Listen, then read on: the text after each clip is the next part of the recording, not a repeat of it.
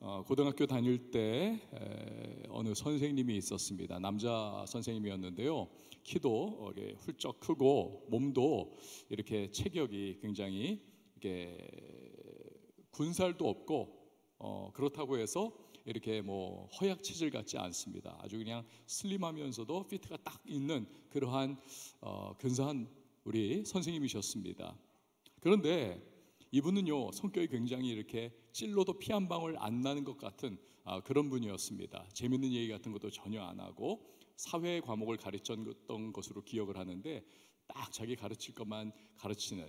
근데 가끔 이제 우리가 학창 시절 돌이켜 보면 뭐 연애 얘기라든지 또는 뭐 인생 이렇게 살아라 뭐 이런저런 얘기들을 해주시는 선생님들이 계시잖아요. 이분은 전혀 그런 타입이 아니었습니다.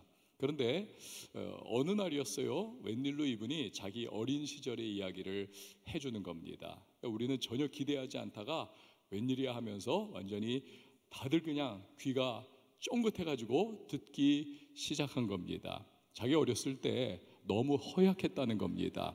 너무 몸이 약하고 또 빼빼 마르고 너무 말라가지고 주변에 친구들 사이에서 뭐 하여튼 젓가락 같은 그런 사람. 사춘기 때는 여러분 그 자기 몸이라든지 외모에 대해서 뭐 그 이후에도 그렇지만 굉장히 하여튼 예민하잖아요. 그러니까 그때 너무 자기가 바짝 말라 있고 또 자기 외모가 너무 볼품이 없다. 이거 내가 어떻게 해야 되나? 정말 기죽기도 싫고 무슨 방법이 없을까? 이분이 그 생각을 하다가 이렇게 해야 되겠다.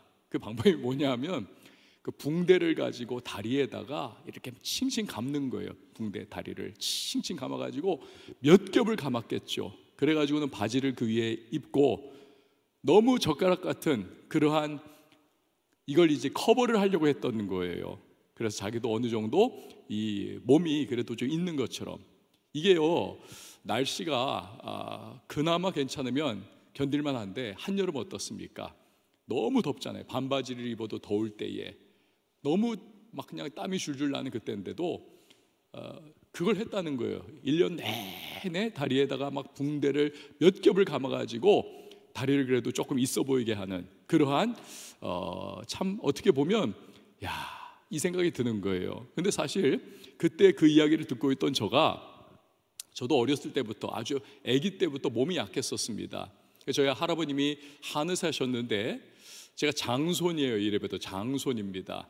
그래서 장손이 너무 몸이 아프고 병원에 장기 입원을 하기도 하고 온갖 병치레 다 하니까 할아버님이 한의사로서 우리 손자 몸 좀 건강하게 해줘야 되겠다. 안 먹어본 곳이 없습니다. 제가 심지어는 여러분 토룡탕이라고 아세요? 토룡탕, 지렁이탕 드셔보신 분? 손 들고 있는 저만 아마 먹어봤을 것 같아요. 개구리도 막 그냥 정말 많이 먹어봤고 뱀탕도 많이 먹어봤습니다. 몸이 너무 약하니까 그 당시에는 뭐 영양가 있는 게 별로 없으니까 그런 민간요법이 있었던 것 같습니다. 제가 그 고등학교 때 그 선생님의 그 이야기를 들으면서 나도 참 몸이 약해가지고 병치레 참 많이 하고 고생을 했는데 이제 보니까 저렇게 근사해 보이는 우리 선생님도 참 옛날에 그랬던 적이 있구나 라고 하는 이 어떤 공감을 하면서 그때부터 그 선생님이 조금 달라 보이면서 친근감이 느껴지는 그러한 감정을 가졌던 적이 있습니다. 여러분, 사람은요 누구나 약해 보이고 또 약한 걸 싫어합니다. 강한 걸 좋아합니다. 그렇죠? 약하고 아프고 병치레하고 비실비실하고 그걸 누가 좋게 여기겠습니까? 그렇지만 우리가 살다 보면 약할 때가 있습니다. 그렇죠? 어떤 사람은 이 돈의 경제에 약합니다. 그래서 하여튼 그 경제 문제 때문에 너무 힘들어하고 너무 그것이 삶에 참 고난을 가져오는 문제를 경험하고는 합니다. 어떤 사람은 건강이죠. 이 건강이 너무 약해가지고 하여튼 오는 감기는 다 나에게 오라 막 그런 식으로 감기 1년 내내 달고 사는, 저 옛날에 그랬었어요. 그런 사람도 있습니다. 어떤 사람은 이 성격이 마음이 약합니다. 나도 좀 줏대가 강하고 마음이 좀 굳세였으면 좋겠는데 마음은 그렇지만 또 누가 뭐 한마디 하면 막 흔들리고 막 그냥 휘청휘청거리는 그런 사람들이 또한 있습니다. 상황이, 삶의 현실이, 나를 둘러싸고 있는 정황들이 이게 탄탄하지가 못해서 언제든지 삶이 무너지기 일보 직전인 것과 같은 그러한 상황인 사람들도 없지 않아 있습니다. 자, 그럴 때 그 약한 상황을 사람이라면 누구나 어떻게든 탈피를 해보고 싶어하는 마음이 굴뚝 같습니다. 그런데 여러분, 오늘 우리가 살펴보는 이 한 사람, 사도 바울이라고 하는 이 위대한 사도 역시도 그랬던 적이 있습니다. 그는요, 모든 면에서 대단한 사람이었죠. 집안 좋습니다. 학벌 좋습니다. 강직한 성품을 가지고 있습니다. 열정적인, 정말 열혈남아였습니다. 게다가 영적인 능력마저도 뭐 엄청나게 탁월한 그러한 사람 아니었습니까? 근데 그에게 문제가 한 가지 있었습니다.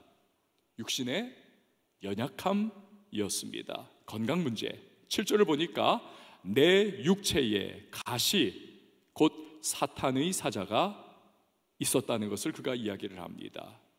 여러분, 여기서 사도 바울이 이야기하는 가시라고 하는 것은 뭐 우리가 가끔 이렇게 걸어가다 보면은 뭐 이렇게 어디선가 들어와 가지고 우리 발가락이라든지 발바닥을 콕콕 찔러서 굉장히 신경 쓰이게 만들고 귀찮게 하는 그런 작은 가시가 아닙니다.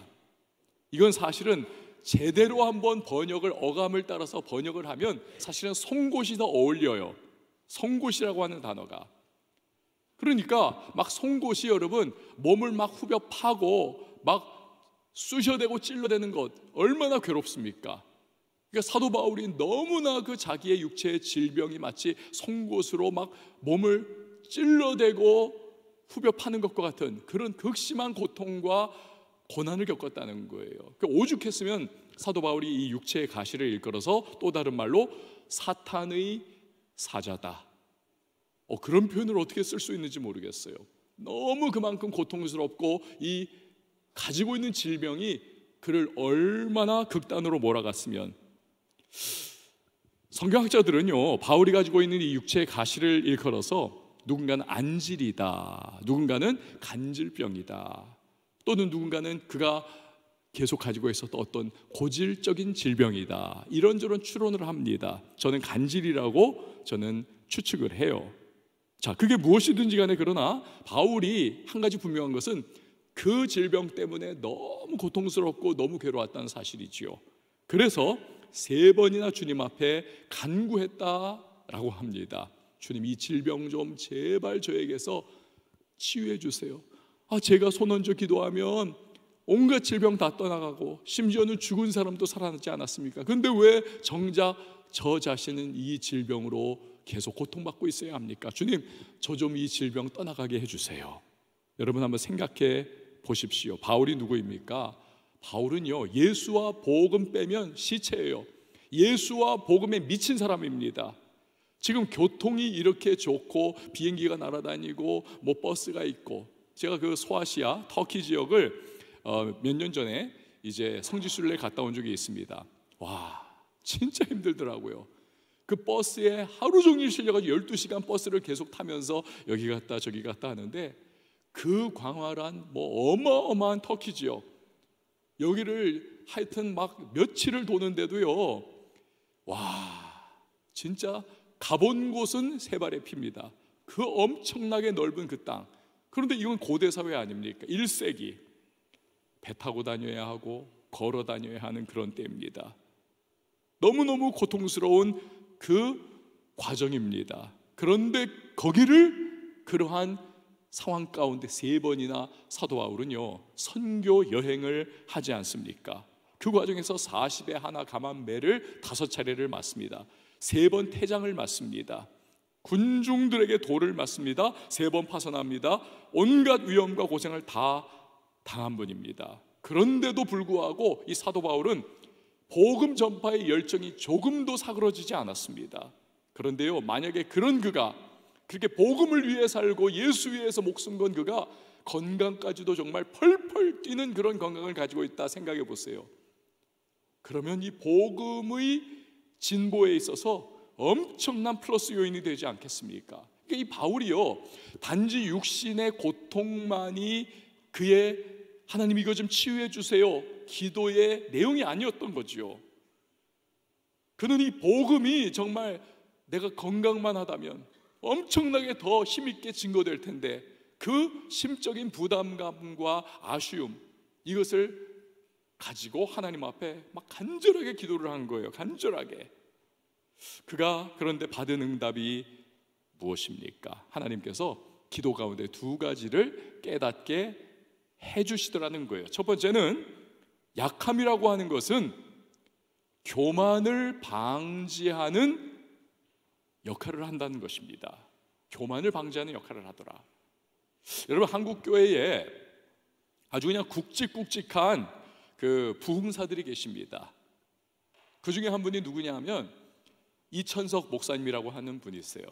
이분은 그 유명한 한월산 기도원이라고 하는 곳에서 막 엄청나게 은사 집회를 많이 하셨던 분입니다. 거기 참석하면 뭐 하여튼 방언이 막 거의 대부분 다 터져 나오고 뭐 엄청난 그런 은사들이 막 그렇게 부음받았던 그런 집회입니다. 오죽하면 이 이천석 목사님께서 종종 하시던 얘기가 개도 방언을 받는데 왜 사람이 방언을 못하냐, 그 정도로 거기 참석하면 누구나 거의 다 방언을 하는. 제 아내도요, 이천석 목사님 그 한월산 기도원에 엄마 따라서 중학교 때 갔다가 거기서 회심을 했잖아요. 주여 나는 죄인입니다 그러면서 제 아내도 그때 변화를 받은 거예요. 굉장히 유명한 부흥사입니다. 그런데 이분은 특징이 다리 한 짝이 없어요. 다리 한 짝이. 그래가지고 다리 한 짝이 고무다리입니다. 의족을 하고 있었던 분이에요.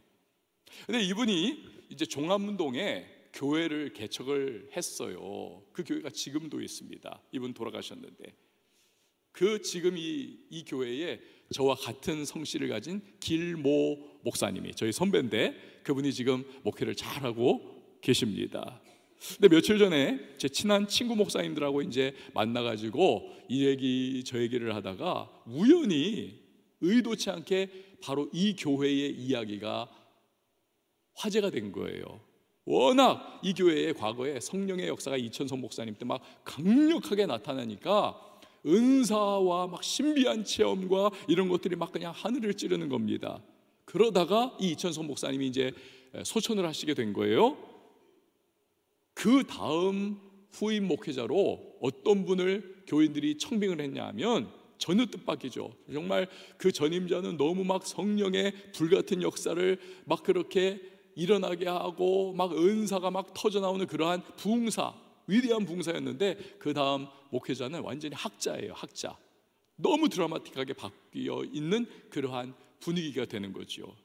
우리 총신대학교 그 총장님인 김의환 박사님이 후임 목회자로 부임을 하게 된 거예요.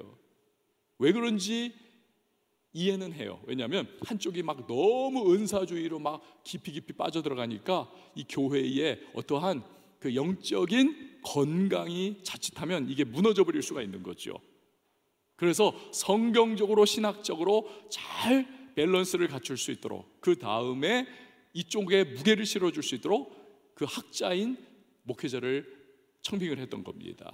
근데 이 김의환 박사님은요 굉장히 이분도 백족 같으신 분이시고 아주 그냥 직격을 날리는 분이시고 신학적으로 잘못된 부분들은 가차없이 지적을 하는 분이십니다.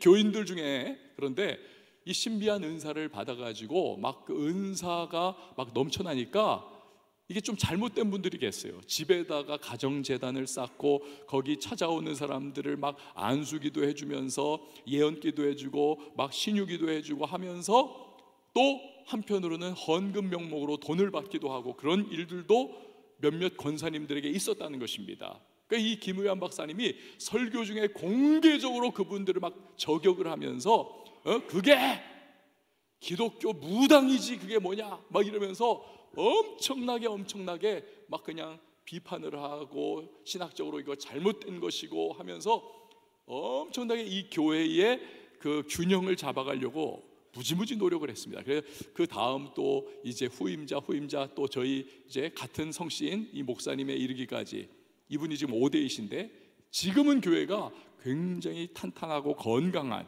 아주 그러한 교회로 아주 번듯하게 세워지게 되었습니다. 여러분 한번 생각해 보세요. 얼마 되지 않는 그러한 은사 좀 받았다고 해가지고 교회의 질서를 이걸 무시하고 건덕을 무시하면서 제멋대로 신앙생활을 하는 일들이 생기더라는 거예요. 그렇다면 여러분, 사도 바울은 어떤 사람입니까? 여러분, 오늘 본문의 앞절인 1절에서 6절 말씀 우리가 읽진 않았습니다만 사실은 하나의 어떠한 문맥입니다. 1절에서 6절을 보면 바울이요, 여기에서 자기의 과거에 겪었던 신비한 체험을 그가 설명을 해요. 내가 14년 전에 하나님의 성령에 의해 가지고 내 영이 천국으로 이끌림 받았다는 거예요. 셋째 하늘, 유대인들에게 셋째 하늘은 하나님이 계신 곳입니다. 천국으로 이끌림 받았다는 거예요. 거기에서 하나님 앞에 자기가 섰고 하나님으로부터 사람이 가히 표현하지 못할 엄청난 신비한 그러한 계시들을 자기가 많이 듣게 됐다는 것입니다. 많이 듣게 됐다. 놀라운 신비 체험을 그가 한 거예요. 게다가 여러분, 사도 바울이 은사가 어마어마하지 않습니까? 손 얹으면 병 낫죠, 귀신 떠나가죠, 심지어 죽은 사람 살아나죠. 엄청난 그런 사람 아닙니까? 게다가 성경에, 여러분, 신약 성경의 많은 부분을 이 사도 바울이 성령의 감화, 감동 속에 기록한 대단한 인물 아닙니까? 제가 사도 바울 이 부분을 이제 설교 준비를 하다가 그냥 딱 생각한 거예요. 사도 바울이 과연 어떤 은사가 있었지? 쫙 나오더라고요. 믿음의 은사 있었습니다. 능력 행함의 은사 있었습니다. 전도의 은사 있었습니다. 신유의 은사 있었습니다. 방언의 은사 있었습니다. 예언의 은사 있었습니다. 잠깐 동안에도 한 주르륵 나오는 거예요.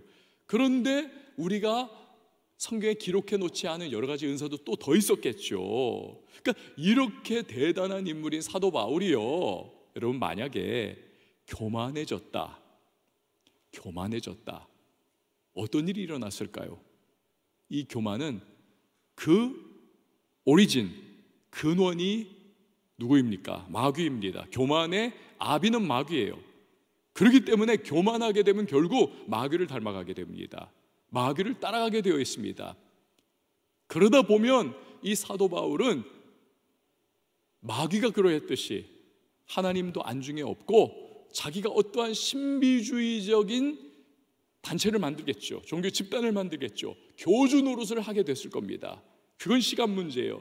그러다가 쓰임받다가 버림받는 것입니다. 얼마나 비참합니까? 영광스럽게 복음과 예수를 위해서 살다가 어느 한 시점에 교만 가운데 떨어져서 마귀 노릇하게 되고 수많은 사람들을 지옥으로 함께 끌고 가는 비참한 운명, 그렇게 될 수가 있는 것입니다. 안타까운 거죠. 그런데요, 하나님께서 사도 바울을 너무 사랑하셨던 것 같아요. 너무 아끼셨던 것 같습니다. 사도 바울로 하여금 교만에 빠지지 않도록 하나님께서 장치를 만들어 놓으신 거예요. 어떻게? 7절 말씀 우리 같이 한번 읽어보도록 하겠습니다. 시작. 여러 계시를 받은 것이 지극히 크므로 너무 자만하지 않게 하시려고 내 육체의 가시 곧 사탄의 사자를 주셨으니 이는 나를 쳐서 너무 자만하지 않게 하려 하심이라. 아멘. 여러분, 툭하면 찾아오는 건강상의 문제가 그에게 있어서 교만에 빠지지 않게 하는 안전장치더라는 것입니다. 생각해 보세요. 사도 바울이 막 손을 얹어 기도해 주니까 병이 낫습니다. 귀신이 쫓겨납니다. 죽은 사람이 살아납니다. 놀라운 이적과 기사가 나타납니다. 그가 막 하여튼 예언을 합니다. 그리고 기이한 기적들이 막 나타나요. 그러니까 사람들이 그러한 사도 바울을 보면서 막 경외감에 사로잡히지 않겠습니까? 와, 대단하다. 예수님급으로 막 바라볼 수도 있는 거예요. 예수님급으로 사도들을 바라보면서 그 그리스 문화에 젖어 있던 사람들이 제우스 신이 우리에게 왔다, 저 사람은 헤르메스다 하면서 그렇게 막 제사를 드리려고 했던 것과 같은 그 모양이 나올 수 있는 겁니다. 그런데 그렇게 사람들이 사도 바울에게 이목을 집중하고 있을 때 갑자기 사도 바울이 막 온몸을 떨면서 쓰러지는 거예요. 입에서 거품이 막 흘러나오고 그 간질 증상이 터져 나오는 거죠. 막 눈이 돌아가고, 그래서 막 5분 10분 동안 막 누워가지고 온몸을 경련이 일으키는 그 비참한 모습. 그러다가 어느 시간 지나니까 이제 겨우 안정감을 취해서 교인들이 이 웬일이냐 너무 놀라가지고는 이 사도 바울을 부축해서 일으켜 앉히는 겁니다. 이런 일이 일어난 거예요, 사도 바울에게. 종종. 그래서 그가 3번이나 제발 이것 좀 나에게서 없애달라고 하나님, 그렇게 간구했던 거죠. 그러니까 여러분, 이 사도 바울은요, 교만할래야 교만할 수가 없는 거예요. 교만하려고 됐다가도, 여기까지 교만 증상이 나오려고 하다가도 그런 일을 한번 딱 겪고 나면 교만의 증상은 확 사라져버리게만 되는 것입니다. 교만할 수가 없어요. 그러면서 바울이 깨닫는 거죠. 아, 내 질병과 약함은 주님이 나를 끝까지 사용하시기 위하셔서, 나를 너무 사랑하셔서 내가 정말 마귀 역할을 하지 않도록, 나 겸손해서 훗날 영광스러운 생명의 면류관의 주인공 될 수 있도록 주님께서 나를 너무 사랑하셔서 이 약함을 허락하신 거구나, 이걸 깨닫게 되는 거예요. 처음에는 그도 너무 그것이 고통스럽고 괴롭고, 이거 제발 이것 좀 어떻게, 이러다가 어느 한 시점에 성령께서 그것을 깨닫는 마음을 주신 거죠. 그때가 되니까 그 약함에 대해서 하나님 앞에 할렐루야라고 감사할 수 있게 되더라는 것입니다. 여러분요, 우리도 마찬가지입니다. 우리가 얼마나 교만죄에 빠지기 쉬운 존재인지 몰라요. 우리는요, 머리 좀 좋다고 교만해집니다. 직장 좀 좋다고 교만해집니다. 사업 좀 잘 된다고 교만해집니다. 돈 좀 많아졌다고 교만해집니다. 자녀 좀 잘 됐다고 교만해집니다. 결혼 좀 잘 했다고 교만해집니다. 좋은 차 타고 다닌다고 교만해집니다. 좋은 옷 입었다고 교만해집니다. 외모 좀 좋다고 교만해집니다. 좋은 백 좀 들었다고 교만해지기도 합니다. 교만은 우리의 친구예요. 우리의 자매입니다. 여러분, 우리는 건수만 있으면 교만해지는 존재입니다. 세계선교의 아버지인 윌리엄 캐리가 인도에 이제 부임한 영국 총리, 영국인 그 총독 초대한 만찬에 참석을 했습니다. 근데 거기서 아주 그냥 못돼 먹은 장교 하나가 윌리엄 캐리, 아마 예수 안 믿었던 것 같아요. 윌리엄 캐리를 망신을 주기로 작정을 했습니다. 큰 소리로 남들 다 들으라는 거죠. 들으라는 거예요. 윌리엄 캐리 씨, 당신은 과거에 구두 만드는 제화공이었죠. 제화공.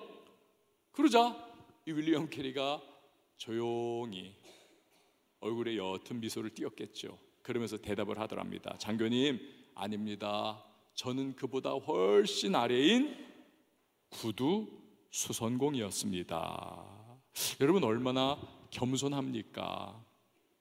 하지만 그것은 윌리엄 캐리의 이야기이지 내 이야기 되고 싶지는 아무도 않은 거예요. 만약 우리가 그런 일 겪었다면 우리는요, 그냥 부들부들 떨었을지 몰라요. 어쩌면 너무 분해가지고 밤잠을 못 이뤘을지도 모릅니다. 우리는요, 교만 덩어리이기 때문에 그렇습니다. 태양이요, 이렇게 비가 내리지 않고 이제 태양만 계속 쨍쨍 내리치는 그러한 기후가 3년만 계속되면 아무리 비옥하고 아무리 풍요로운 땅도 사막화가 된다고 합니다. 때로는 폭풍우가 쳐야 하고요, 비바람이 쳐야 하고요, 그늘이 드리워져야 합니다. 그래야 식물도 풍성하게 자라고 열매를 풍성하게 맺는 옥토밭이 될 수가 있는 거죠. 여러분, 만약에 우리가 인생의 비바람이 전혀 안 쳐요, 내 삶에는 늘 태양만 쨍쨍 내리치는 것과 같은 그냥 막 잘 되는 일만 있고 그냥 좋은 일만 계속 생긴다, 어려움과 문제가 없다, 여러분, 이것이 과연 축복일까요? 제발 그래 봤으면 생각은 들지만 결코 축복이 아닙니다. 아무 어려움이나 문제가 없다, 쥐꼬리만한 이유 하나로도 우리는 교만해지는데, 만약 그렇게 된다면 여러분, 우리가 얼마나 교만해지겠습니까? 하늘 높은 줄 모르고 우리는 막 교만 하게 될 거예요. 그러다가 교만의 끝이 뭡니까? 교만은 패망의 선봉이요, 어느 한순간에 우리는 추락하고 말 거예요. 하나님의 엄청난 그러한 징계를 받게 될 거예요. 교만했다가 와르르 망하고야 말 거예요. 그렇기 때문에 우리를 사랑하시는 하나님은 우리가 겸손하기를 원하시는 겁니다. 그래서 때로는 인생의 비바람과 폭풍우를 허락하십니다. 어려움도 허락하십니다. 물론 그 과정이 정말 괴롭죠. 한탄스럽죠. 너무 고통스럽습니다. 눈물이 날 거예요. 하지만 우리가 그 힘든 과정들을 겪어나가면서 나중에 보면요, 우리 역시도 사도 바울과 같이 내게 다가왔던 그 약함, 그 어려움, 내가 정말 없었으면 좋았겠다라고 생각하는 그 고통, 이것이 우리를 겸손하게 만들고 끝까지 잘 달려갈 수 있도록 해주는 장치가 될 거예요. 그리고 나중에 먼 훗날 우리가 보면 오히려 우리는 그때 정말 너무 눈물나고 너무 고통스럽고 너무 힘들었던 순간이었는데 이제 와서 보니까 그때가 참 내가 하나님 앞에서 겸손하게 서 있던, 그래서 하나님의 은혜를 받을 수 있었던 그런 때였구나. 그리고 그 겸손을 통해서 합력하여 선을 이루시는 주님이 나와 동행해 주셨던 때였구나.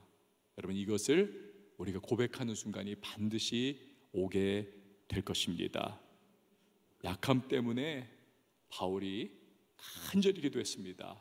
이 바울이 두 번째 받은 응답이 있어요. 두 번째 응답, 그것은 약할 때야말로 그 어느 때보다도 강할 수 있는 때라는 겁니다. 약할 때야말로 어느 때보다도 강할 수 있는 때다. 자, 9절에서 10절 말씀 우리 같이 한번 읽어보도록 하겠습니다. 시작. 나에게 이르시기를 내 은혜가 내게 족하도다. 이는 내 능력이 약한 데서 온전하여짐이라 하신지라. 그러므로 도리어 크게 기뻐함으로 나의 여러 약한 것들에 대하여 자랑하리니 이는 그리스도의 능력이 내게 머물게 하려 함이라. 그러므로 내가 그리스도를 위하여 약한 것들과 능력과 궁핍과 박해와 곤고를 기뻐하노니 이는 내가 약한 그때에 강함이라. 아멘. 질병 때문에 너무너무 괴롭고 곤고하니까 3번이나 하나님 없애달라고 기도했습니다. 그때 주님이 깨달음을 주십니다. 여러분, 바울은 원래 굉장히 좋은 집안 출신입니다. 베냐민 지파 아닙니까? 왕족의 후예예요. 게다가 부모님이 엄청나게 부유했습니다. 그렇게도 모든 사람이 획득하고 싶었던 로마 시민권을 사도 바울은 태어나면서부터 얻은 사람이에요. 그만큼 집에 돈이 많았다는 것이죠. 게다가 머리가 너무 명석했습니다. 당대 최고의 스승인 가말리엘 문화에서 율법을 공부한 사람입니다.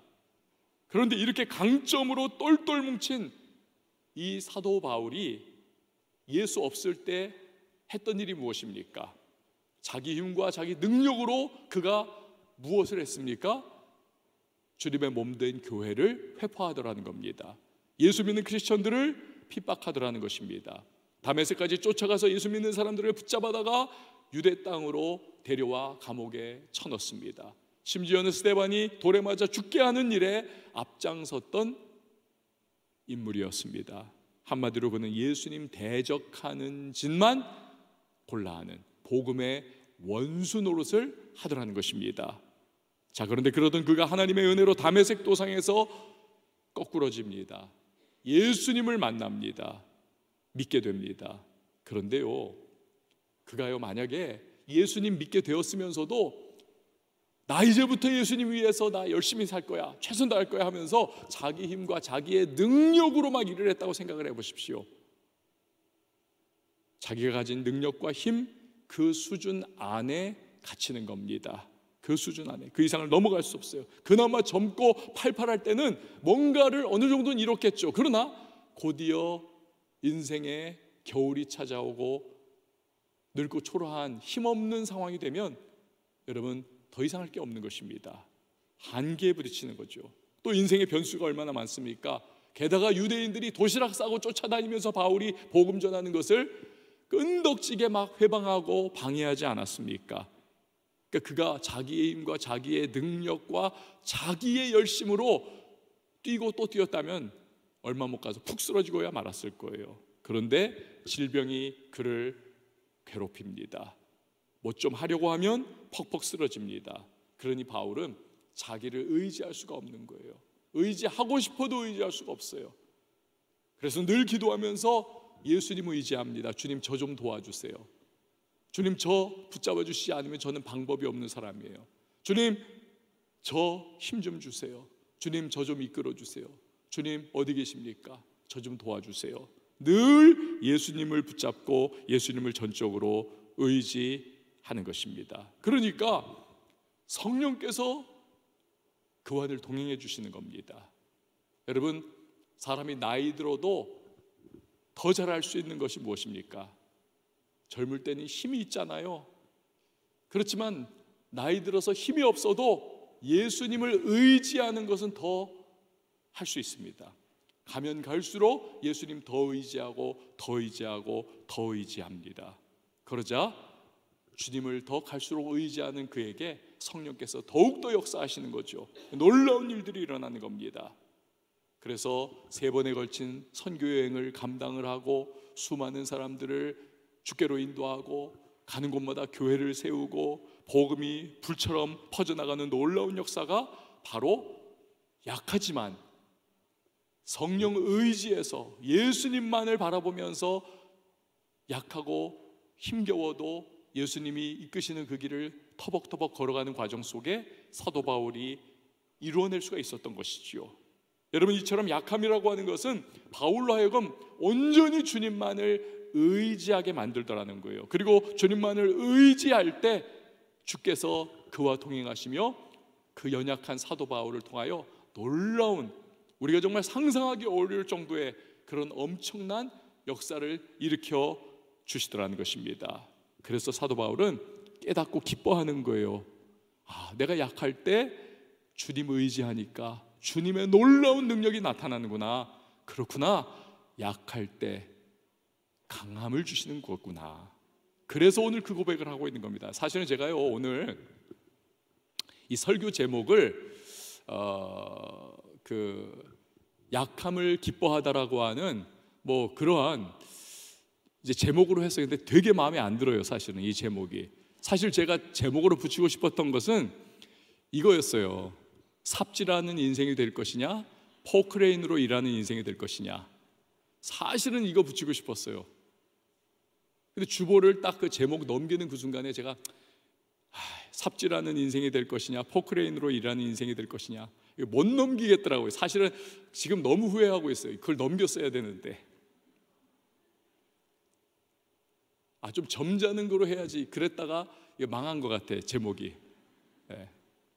사실 그걸로 했었어야 되는데 좀 경망스러운 그런 제목이긴 하지만 딱 와닿는 데다가 한마디로 사실 그 문장이 오늘 사도 바울을 드러내주지 않습니까? 만약에 사도 바울이 자기의 힘과 자기의 능력과 자기의 지혜와 자기의 지식으로만 일했다, 그 삽질을 아무리 했어도 한 무더기밖에 못 쌓는 거죠. 그러나 너무 약해요. 너무 연약해요. 너무 고통스러워요. 자기를 의지할 수 없어요. 예수님만을 바라봅니다. 예수님만을 의지합니다. 예수님 도와달라고 예수님께 딱 붙어 있습니다. 그러자 예수님께서 포크레인과 같은 그의 능력의 손으로 역사해 주시는 거예요. 한 번 딱 하니까 그가 그냥 몇 날 며칠을 해도 할 수 없었던 일들을 하게 하시고 산을 옮기는 놀라운 역사를 베풀어 주시는 그 주님을 경험하게 되더라는 것입니다. A.W. 토저 목사님이, 제가 사실은 A.W. 토저 목사님을 별로 안 좋아해요. 왜냐하면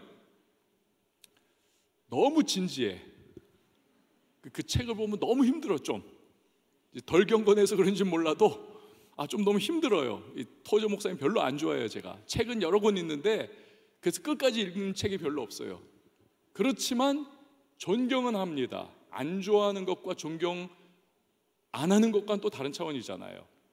근데 이 토저 목사님이 이런 말을 했습니다. 그리스도가 전부다. 진부한 말 같지만 사실이다. 우리 신앙이 물러터진 이유는 그리스도 다음에 자꾸 무언가를 갖다 붙이기 때문이다. 여러분, 맞는 말 아닌가요? 우리가요, 예수가 전부입니다, 예수님이 전부입니다 라고 말 잘해요. 그러나 우리가 살아가는 모습을 보면 예수님이 전부가 아니에요. 거기에 내 경험이 들어가줘야 하고, 내 기호가 거기에 양념이 뿌려져야 하고, 세상에 어떠한 그 인기 있는 뭐가 또 거기 들어가줘야 하고, 이게 우리의 신앙생활의 모습 아니던가요? 사실은 예수가 전부입니다 하면서도 우리는 예수가 전부가 아닌 신앙생활을 하고 있어요. 그러니까 우리의 신앙생활에 능력이 나타나지 않는 이유가 바로 거기 있는 것이죠. 자꾸 뭔가를 갖다 붙입니다. 플러스 자꾸 갖다 붙이는 거예요. 구세군, 살베이션 아미, 이 구세군의 창시자인 윌리엄 부스에게 누군가가 물었답니다. 어떻게 그렇게 위대한 업적을 남길 수 있었습니까? 교단을 하나 만들었으니까, 이 사람이 구세군이라고 하는 기독교 교단을 하나 만들었으니까 엄청난 거 아닙니까? 그리고 어떻게 그렇게 위대한 업적을 남겼습니까? 그러자 이 윌리엄 부스가 잠시 침묵하더니 대답을 하더랍니다. 저보다 훨씬 머리와 기회를 가진 분들이 많았습니다. 하지만 저는 제 모든 것을 주님께 바치기로 결심했었답니다. 여러분, 이게 은근히 사도 바울과 같은 맥락의 이야기 아닙니까? 내 힘과 능력으로 그거 이뤄낸 거 아니라는 것입니다. 다 주님께 맡겨드렸다는 거예요. 다 맡겨드리고 주님이 가라 할 때 가고, 주님이 서라 할 때 서고, 주님이 오케이 할 때 하고, 안 돼 할 때 포기하고, 그랬더니 주께서 그를 의지하는 자에게 역사해 주셔서 위대한 일을 이루게 해 주시더라는 것입니다. 위대한 일을. 제가요, 전에도 한번 말씀드린 적이 있는데 이런 말입니다. 죽게 돼야 죽게 온다. 죽게 돼야 죽게 온다. 어쩌면요, 우리가요, 또 별것 아닌 것, 그런 내 능력, 그런 내 힘, 이걸 자꾸 의지하면서 살아가려고 하니까 주님이 우리에게 약함을 자꾸 허락하시는 건지도 모르겠어요. 그래서 우리가 막 죽게 되는 거예요. 죽을 지경이 되는 거예요. 그제서야 우리가 손발 다 들고 천부의 의지 없어서 손 들고 옵니다 하면서 죽게 가는 겁니다. 죽게 가는 거예요. 근데요, 죽게 돼서 죽게 갑니다. 이제는 뭐 다 끝났어요. 다 끝났어. 그냥 죽게 가는 거 하나밖에 없었어요. 이제는 방법도 없고. 근데 놀랍게도 그때부터 주님이 역사하시기 시작합니다. 책임져 주십니다. 아니, 오히려 훨씬 더 나은 길을 우리에게 보여주시고 더 나은 인생을 살아가게 하십니다. 그래서 나중에 과거를 돌이켜보면서 와, 바울과 비슷한 고백을 하게 되는 거예요. 그 고백이 무엇입니까? 주님이 하셨습니다. 주님이 하셨습니다. 이걸 고백하게 되는 것입니다. 바울이 바로 그것입니다. 바울이요, 자기에게 약함을 허락하신 이유를 깨달은 겁니다. 그리고 나아가서 그 약함을 이제는 오히려 기뻐하는 단계까지로 나아가게 된 거예요.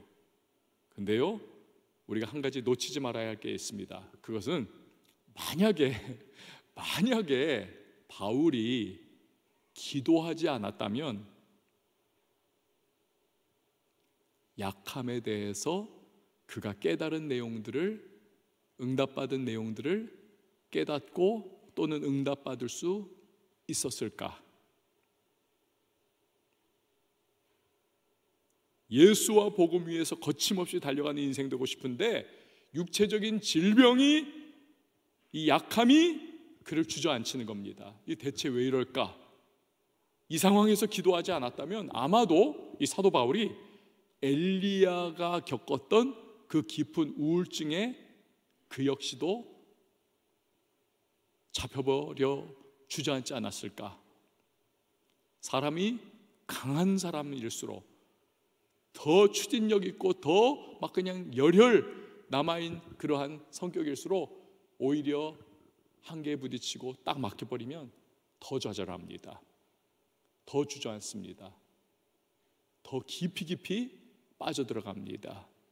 어쩌면 내가 이렇게 주를 위해서 열심히 내가 몸부림치는데 왜 나를 이렇게 고통 속에 내버려 두냐 하면서 하나님 앞에 분노하고 시험에 엄청나게 빠져들었을지도 몰라요. 그런데 감사하게도 바울은 그때 기도했다는 것입니다. 기도했더라. 그러자 주님께서 약함에 대하여 이유를 깨닫게 하시고 응답도 주시더라는 것입니다. 그래서 오히려 약함을 그는 기뻐할 수 있는 단계까지 나아가게 되더라는 것입니다. 여러분, 적지 않은 크리스천들이 찬송가 가사 만사형통하리라. 그런데 현실은 전혀 그렇지 않아요. 내 삶에 약함이 있고 문제가 찾아오고 막 감당하기 어렵고 헷갈리는 그러한 상황이 되면 혼란에 빠져버립니다. 신앙에 방황을 합니다. 심지어 하나님께 분노하다가 믿음을 떠나버리는 경우도 생깁니다. 그래서 중요한 것이 기도하는 겁니다. 기도하면 주께서 주시는 내 약함의 이유를 깨닫게 돼요. 성령께서 우리로 하여금 혼란에 빠지지 않을 수 있도록 우리 마음과 심령을 이끌어 가십니다. 그리고 응답을 주세요. 나아가 바울처럼 감사하고 심지어 약함을 기뻐할 수 있는 그런 정말 단계가 될 수 있을까? 아니요. 그 약함을 기뻐하고 합력하여 선을 이루는 주님을 경험하게 하시는 그 단계까지 나갈 수 있게 하시는 것입니다.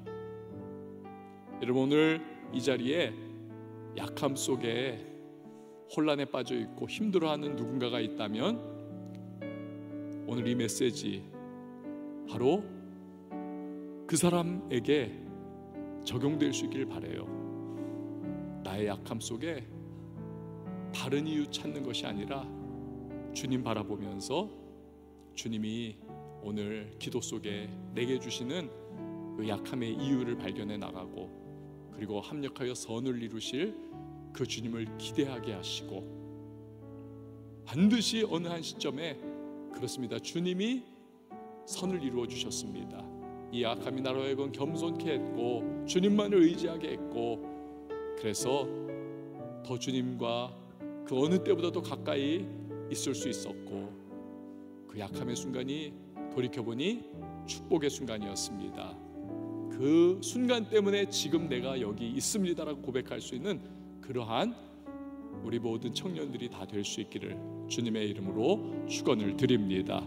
우리 다 같이 일어나서 함께 찬양하도록 하겠습니다. 예수로 사는 인생. 내 이름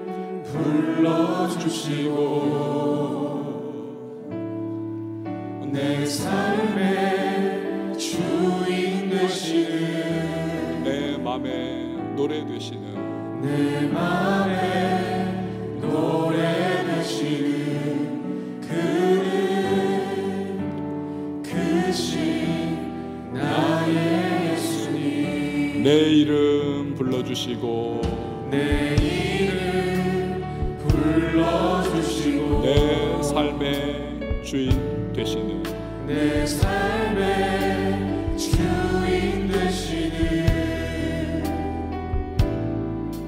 내 맘에 노래 되시는 그는 크신 나의 예수님 삶의 무게가 내 맘을 누르고 버팀없는 시간을 지날 때 예수만 의지하는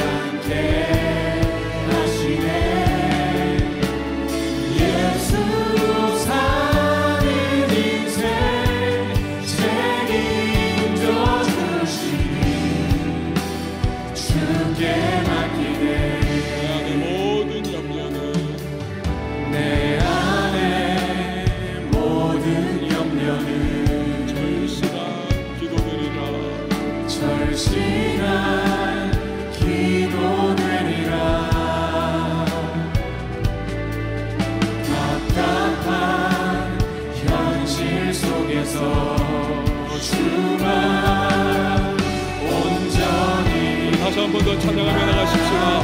내 안의 모든 염려는 내 안의 모든 염려는 절실한 기도 되리라. 답답한 현실 속에서 주만 온전히 바라봅니다. 삶의 무게가 내 맘을 누르고 버팀없는 시간을 지날 때 예수만 의지하는 삶 되기 원하네. 주 붙드네. 주님 시선을 거두지 않은 삶 주의 은혜로 감당케 하시네. 예수로 사는 인생 책임져 주시니 주께 삶의 무게가 내 맘을 누르고 삶의 무게가 내 맘을 누르고 버팀없는 시간을 고백하십시다. 예수만 의지하는 예수만 의지하는 삶 되기 원하네. 주 붙드네. 주님 시선을 거두지 않은 삶 주의 은혜로 감당케 하시네. 예수로 사는 인생 책임져 주시니 여러분 이 시간에 마지막으로 우리 한번 더 찬양하십시다. 삶의 무게 내 맘을 누르고 삶의 무게가 내 맘을 누르고 버팀없는 시간을 지날 때 예수만 의지하는 삶 되기 원하네. 주 붙드네. 주님 시선을 거두지 않은 삶 주의 은혜로 감당케 하시네. 예수로 사는 인생 책임져 주시니 주께 맡기네. 이 시간 우리 기도하며 나갈 때에 오늘 사도 바울 기도 가운데에 약함에 대한 해석을 할 수 있었습니다. 주님이 해석해 하셨어요. 그것은 약함은 교만하지 않게 하는 장치라는 것. 그래서 끝까지 주님의 손에 붙들려 쓰임받게 하고 결국 면류관의 주인공 되는 그러한 은혜의 또 다른 모습이더라. 그것이 약함이더라. 약함은 오히려 가장 예수 그리스도를 붙잡는 그러한 상황이 된다면 가장 강한 그러한 은혜와 주님의 능력이 내게 임할 수 있는 통로가 될 수 있다는 겁니다. 내 힘과 내 지혜와 내 생각 얼마든지 한계에 늘 부딪히는 연약함 아닙니까? 그러나 내가 약해요. 내세울 곳 없어요. 그래서 주님만 붙잡았더니 그 인도하심 가운데 주께서 역사해 주시더라는 겁니다. 삽질하는 인생 될 것이냐 아니면 포크레인으로 일하는 인생 될 것이냐, 오늘 우리에게도 놓여져 있는 질문입니다. 하나님, 나도 기도하면서 오늘 내가 직면하고 내가 경험하는 이 약함 속에 다른 해석할 수 있도록 도와주시고, 약함 가운데 더욱더 주님께 가까이 나아가 하나님의 손에 붙잡혀 내 인생 나아가게 하시고, 그래서 주님이 정말 내 삶에 역사하시면서 그 어느 때보다도 주님과 가까이 동행하며 주의 능력을 경험하게 하시고, 돌이켜보는 어느 순간이 되면 합력하여 선을 이루었다, 그 순간이 진정 나에게는 그 당신 고통스러웠어도 돌이켜보니 축복의 은혜의 시간이었노라 고백할 수 있는 하나님, 그러한 나 인생 될 수 있도록 도와달라고, 은혜를 베풀어 달라고 이 시간 우리 다 같이 말씀 기억하며 주님의 이름 한번 외치고 기도하며 나갑니다. 주여, 하나님 아버지 감사를 드립니다.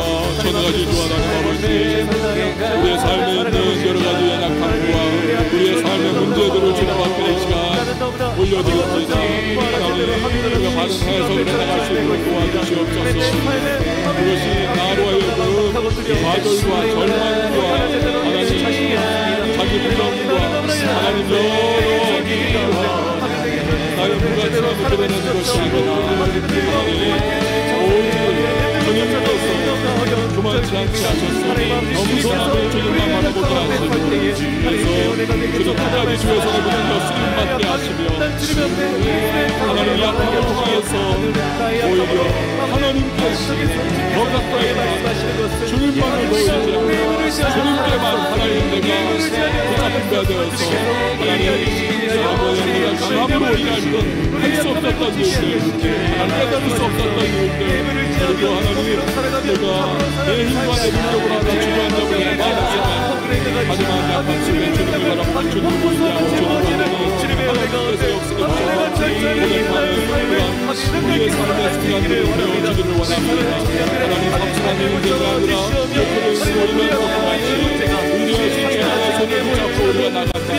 우리의 삶의 순간이 오히려 축복의 순간이 되고 하나님의 역사가 드러나는 순간이 되어서 우리의 혼자 과거를 돌이켜보며 생각할 때 그 약함의 축복이 오고 연장되는 하나님의 은혜와 노라고 우리 모두가 되게 하여 주시옵소서. 마귀와 세상은 나 자신의 감정에 너는 끝났다라고 그렇게 우리에게 말하고 있지만, 그러나 우리 하나님께서는 그 약함 속에 나를 붙잡으라고 내게 나오라고 내게 기도하라고 하나님 우리의 그것을 소통해서 다 사실 주옵하며 주여 주님을 바라볼 수 있는 우리 모두가 주시옵소서.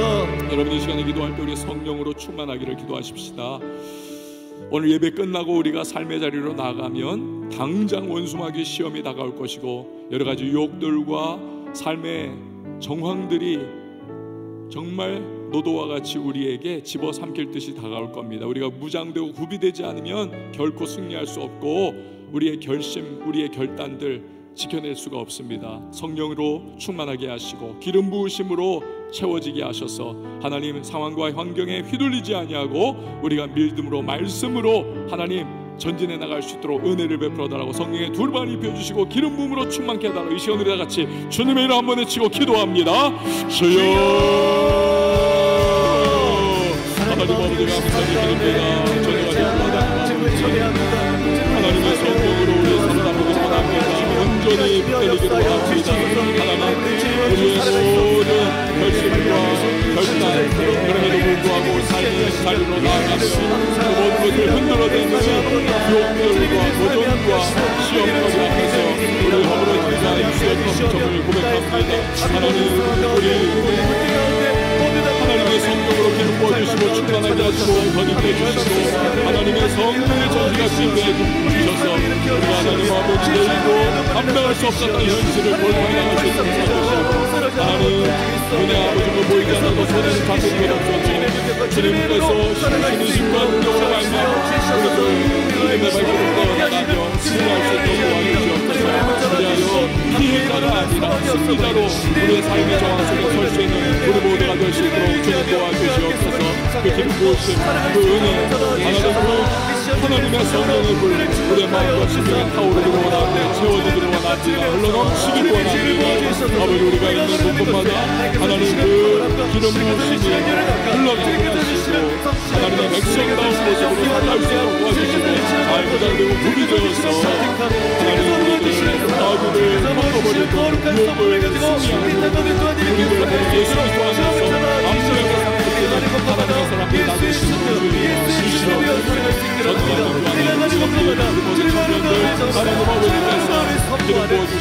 하나님의 선물과 충만함 갑절의 은혜를 보여주셔서 하나님 직장과 일터와 삶의 자리와 작업과 인간 관계의 모든 현장 속에서 우리 예수님의 하나님의 사람으로 서시는 주님의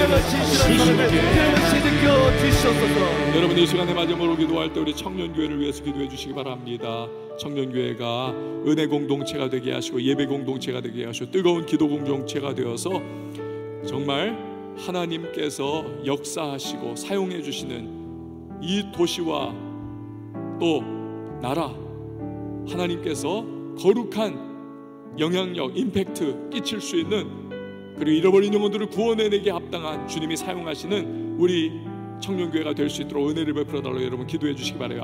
또 아울러서 이제 청년교회의 구조적인 변화가 준비되어 가고 있는데, 이 과정을 통하여서 청년교회 우리 지체들이 잘 케어받게 하시고, 또한 이 과정을 통하여서 거룩한 시너지의 역사가 나타날 수 있도록 은혜를 베풀어 달라고 이 시간 우리 다 같이 마지막으로 주님의 이름 한번 외치고 기도하며 나갑니다. 주여 하나님 아버지께서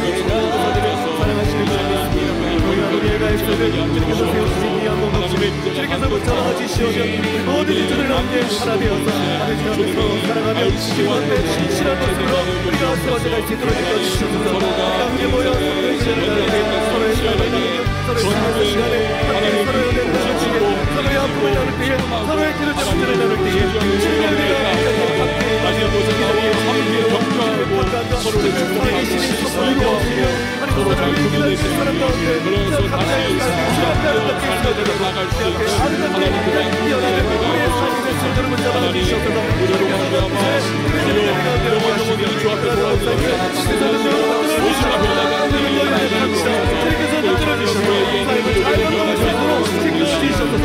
주께서 되었을 때까지 우리의 하나님의 신뢰함에 또한 주의 다른 것과의 부작용을 마음에 하나가운데 하나님의 어디셔서 우리와 보이시는 서로 함께 기도하고 함께 금연을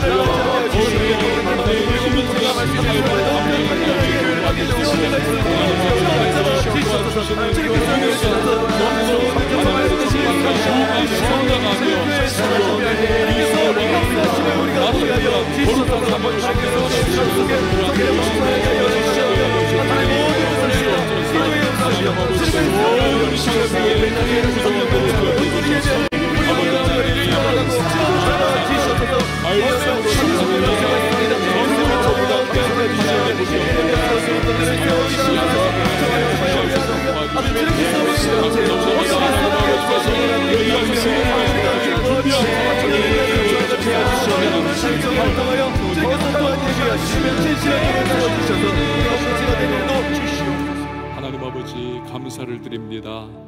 우리 청년교회가 오늘 하나님 앞에 예배자로 섰습니다.